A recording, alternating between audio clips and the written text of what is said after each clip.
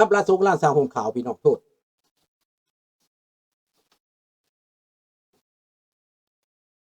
เป็นหยังจะให้เดินทางห่วงตอนนี้ราชวงศ์เพิ่นไปเพิ่นจะบ่เลือกพรรคเลือกฝ่ายพี่น้องเพิ่นไปไสเพิ่นสิไปออสเตรเลียวันที่18บ่หรือวันที่เท่าใดนี่แหละเดือนมาร์ชเนาะข้าพเจ้าเป็นยังจังเว้าเรื่องราชวงศ์เด้อข้าพเจ้าทำหน้าที่อันนี้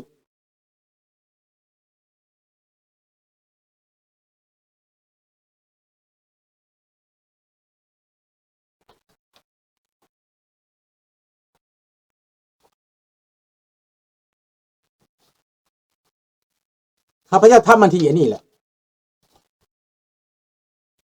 นี่ละทำหน้าที่อันนี้แหละว่าการมีเสือแล้วบ่เสือเดี๋ยวนี้แปลว่าทำหน้าที่อันนี้และข้าพเจ้าจะมาข่าวพวกท่านฟังอิหร่านไปแล้วบ่อิหร่านคิวบาแล้วเอเชีย next เนาะ next จะเป็นรัฐบาลใดมากก็อย่าเอเชีย next ต้องเป็นประชาธิปไตยในเอเชียเห็นแล้วบอกเขามาฝึกโกบราโกอยู่ในไทยนะอิทธิพลของอเมริกาในเอเชียก็บ่น้อยในตอนนี้ดังนั้นพี่น้องต้องมั่นใจเด้อมั่นใจอยู่ภายใต้ราชวงศ์ราชสร้างห่มขาวคันเขาถามว่าขบวนการใดเจ้าสิองค์กรใดก็อย่าราชวงศ์ราชสร้างห่มขาวผู้นำทางจิตวิญญาณเป็นไผ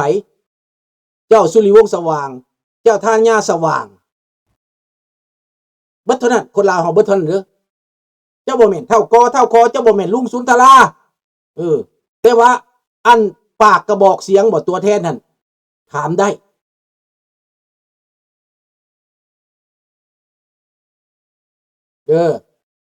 ต้องถามได้ข้าพเจ้าข่าวให้ได้ข้าพเจ้าสื่อสารได้ข้าพเจ้ารายงานได้แต่พวกท่านมั่นใจแล้วหรือยังบัดนี้แต่ก่อนพวกท่านว่าบ่มีผู้นำบ่มีผู้พาเหตุเดี๋ยวนี้บ่ได้หลบดอกบ่ได้หลบกันลาวแดงนี่คันว่าราชวงศ์นี่มันย่านเด้ดังนั้นมันไปตีราคาต่ำว่าข้าพเจ้านี่สิไปสนับสนุนคนลาวให้เฮ็ดจังซั่นจังซี่โน่นๆๆบ่มีเด้อพี่น้องหมอขอกหมอแค้นก็บ่แม่นข้าพเจ้าบ่มีส่วนเกี่ยวข้องเลยเด้อผู้ใดก็ตามในบัญชีที่มันเว้าน่ะบ่มีข้าพเจ้าเฮ็ดหน้าที่เพื่อรวมลาวเพื่อประชาธิปไตยรวมลาวเพื่อเสรีภาพรวมลาวเพื่ออยู่ในกฎหมายอยู่ในกฎหมายโลกกฎหมายสากลเพื่อเสรีภาพและประชาธิปไตยภายใต้การนำพาราชวงศ์ล้านสร้างห่มขาวในการถูกต้องปรองดองชาติในการแก้ไขปัญหาชาติในการพลิกปี้นจากหนี้ให้มาเป็นเจ้าหนี้จากการเป็นลูกหนี้ให้มากลายมาเป็นเจ้าหนี้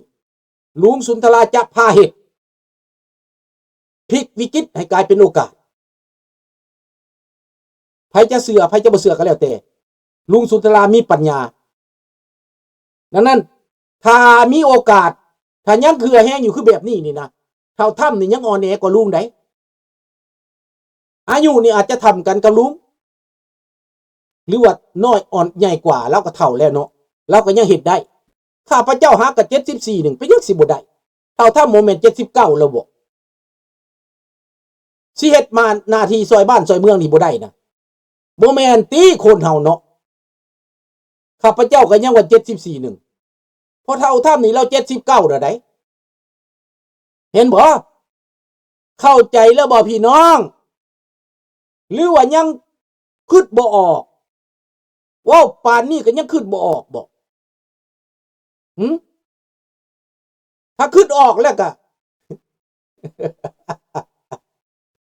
เอ้ยเนาะสุเจ้าเอ้ยแล้วคิดยากคิดซ่าเทว่าแล้วคิดยากคิดซ่าแท้คันคิดออกแล้วก็พร้อมเด้อพร้อมใจกันเด้อพี่น้องเด้อให้ร่วมมือกันเด้อ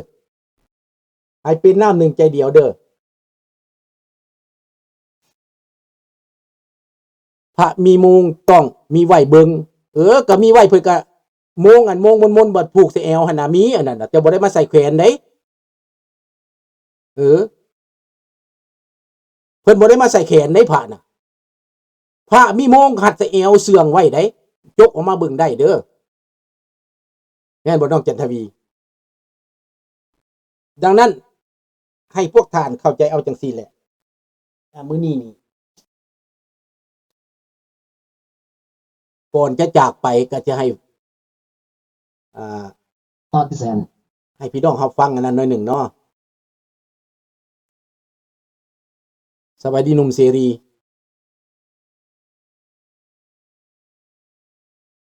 ให้ฟังหยังให้ฟังเพลงข้าพเจ้าแต่งเพื่อหนุ่มหมอแคนเนาะ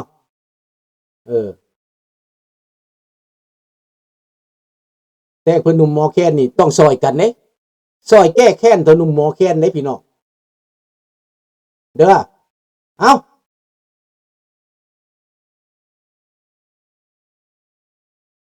พอแล้วเนาะเสียงแค่ลั่นโทห้องกองฟ้ามื้อนี้พี่น้องสิลุกขึ้นมาซึ้งนำกัน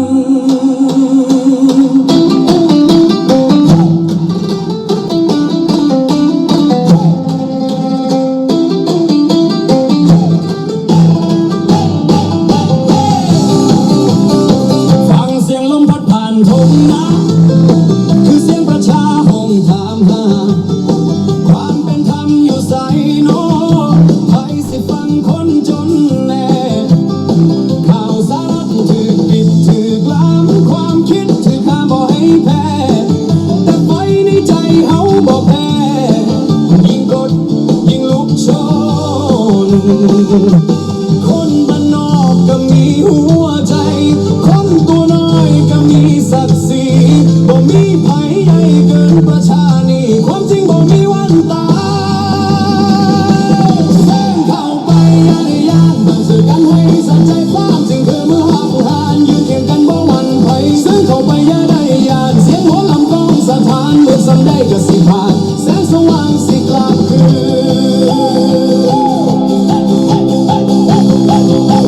นการปกครองที่ดีต้องฟังบ่แม่นใช้อำนาจข่มกันคนคิดต่างก็คือคนบ่แม่นไผของบ้านเมืองประวัติศาสตร์เคยสอนผู้กดขี่บ่ยืนยาวเมื่อประชายืนพร้อมพราวกับเพลงสูงกระสั่นคลอนให้เสียงแค้นเป็นคำสาบานให้เสียงพ้องเป็นแรงใจบ้านเมืองดีของคนหลายบ่แม่นของผู้ใดผู้หนึ่งเสียงเข้าไปให้ยาลงเสียงง่ายๆสถานฟ้าสิเปิดว่าที่ไม่มีไผดับบายเสียงเข้าไปอย่าได้ยากเสียงหมอลำกองสถานมือซ้ำได้ก็สิผ่านแสงสว่างสิกลับคือ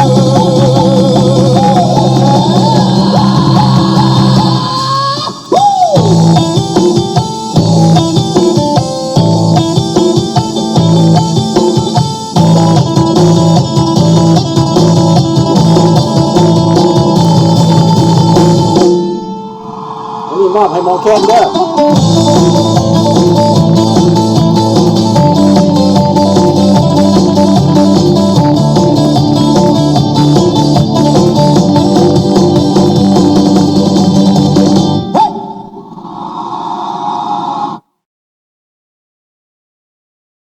มอบให้หมอแคนเด้อเพลงนี้เด้ออันนี้ครอบครัวข้าพเจ้าขาดน้ำของเด้อ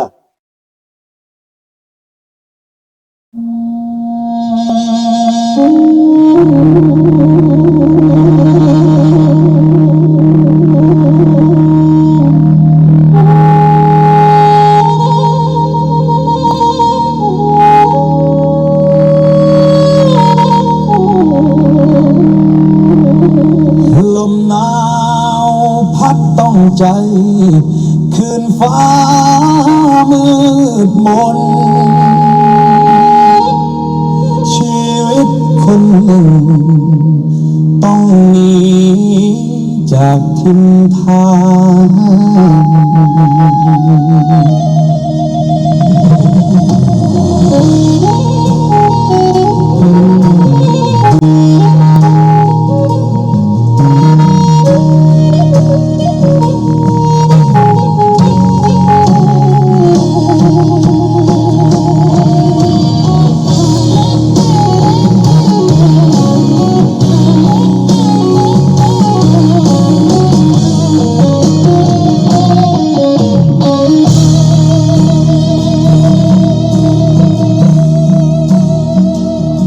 สมัยนั้นอยู่สุดหน้าโพนครพนมบ้านเฮาก่อนจากแผ่นดินลาวด้วยน้ำตาคลอเบาหนทางมืดมนมองบ่เห็นทางไปหัวใจมันเศร้าหมดคำสิเว้าความในย้อนอำนาจเผด็จการทุกพานประหัตประหารผู้คนแตกกระสานต้องมุ่งสู่ต่างแดนโซตายดาบหน้าฝากชีวิตกับฟ้ามีแต่ฟ้ายังสงสารคุ้มครองคนสิ้นหวังโอ้ชีวิตพยศเล่ร่อนคือใบไม้ลอยไปตามลมบ่หูสิ่งอยู่ตรงไสพาไปในไทยผ่านไปอย่างมืดมน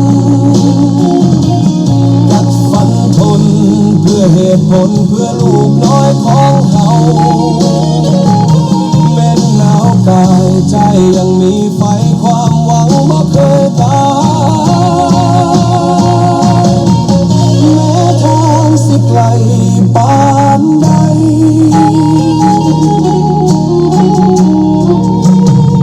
คืนเหงาในค่ายพักใจหนักคือผู้พาคิดทอดบ้านเก่านั่งมองดวงดาวชีวิตผ่านความลำบากหลายครั้งเกือบสิล้มแต่ยังยืนสู้ลมเพราะคำว่าครอบครัวจนมาฮอดแผ่นดินแค่ท่าดาวเป็นหิมะสิตกฟ้าหนาวกายแต่ใจอุ่นเพราะมีเสรีภาพมีความยุติธรรมคำจุนได้เริ่มต้นชีวิตใหม่บนแผ่นดินเสรีโอ้จากทางมืดมนสู่แสงทองปลายฟ้าน้ำตาที่เคยไหลกลายเป็นพลังศรัทธาแม้นสิบ่ลืมวันเก่าเรื่องราวที่ผ่านพ้นมาแต่วันนี้เฮายืนได้เพราะเสรีภาพพันนำพาสุนทรภู่ยังอยู่ในใจนครพนมบ่เคยหายจากลาวสู่ไทยจนฮอดแทนหาดาไกลชีวิตพยศคนหนึ่งได้พอแสงใหม่ในเสรีภา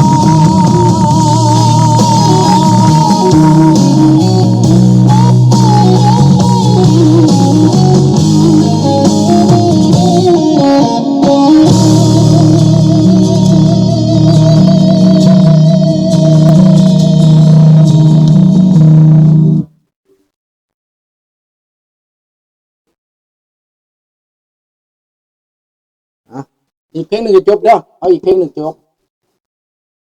เพลงสุดท้ายเนาะเอาเพลงสุดท้ายเด้อ